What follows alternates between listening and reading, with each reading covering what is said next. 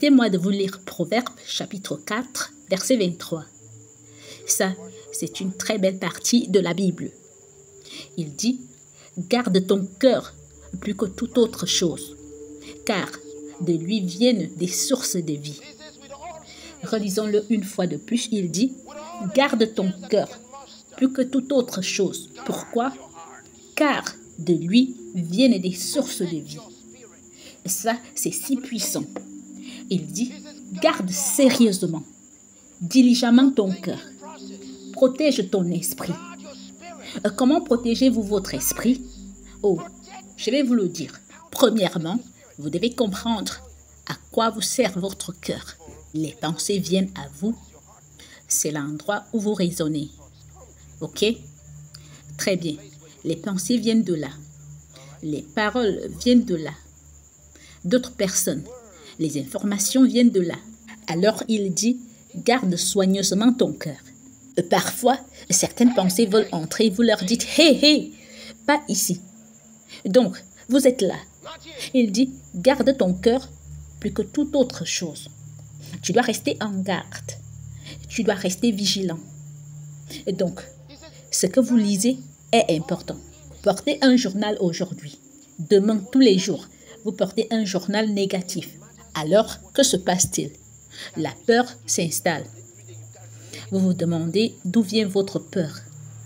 Vous n'avez plus confiance dans le Naira.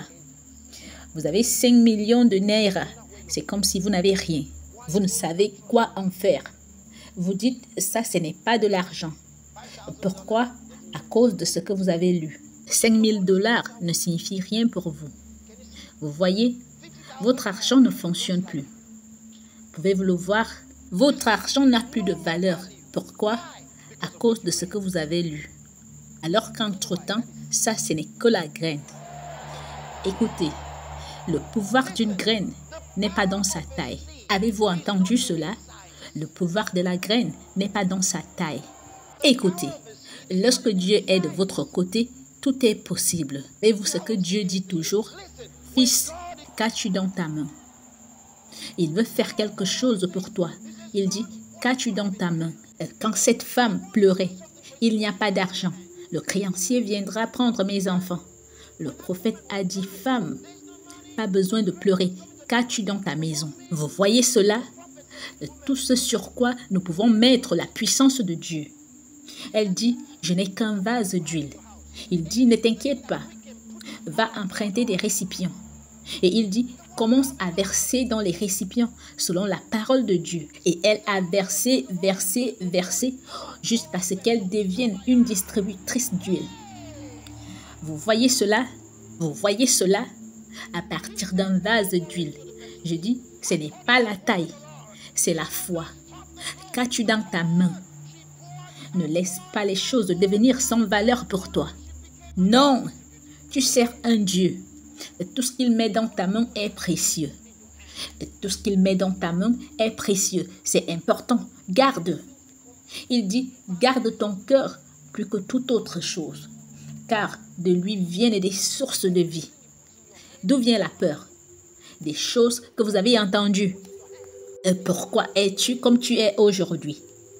Pense à toi. Tu es très unique. Toi. Ce toi spécial. Voyez-vous? Personne d'autre n'est comme toi. Tu es le seul à raisonner tel que tu le fais. Pourquoi penses-tu ainsi? Ce toi.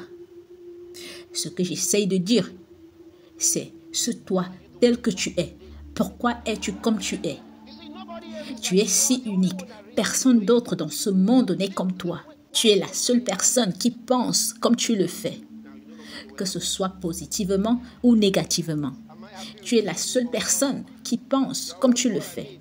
Le problème, c'est que tu es devenu ce que tu es maintenant, que ce soit en gagnant ou en perdant. Tu es devenu ce que tu es maintenant à travers ce que tu as digéré. Les paroles nous font, les paroles nous brisent. Les paroles nous construisent, les paroles nous détruisent. Ça dépend des paroles que tu as réellement reçues. Et toutes ces choses que vous avez acceptées, le type de pensée que vous avez autorisé, vous voyez votre état d'esprit. C'est pourquoi vous êtes comme vous êtes.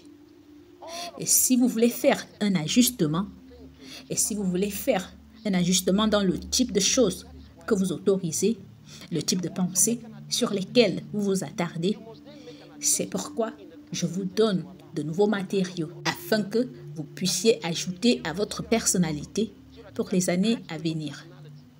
Pouvez-vous voir cela? Oui.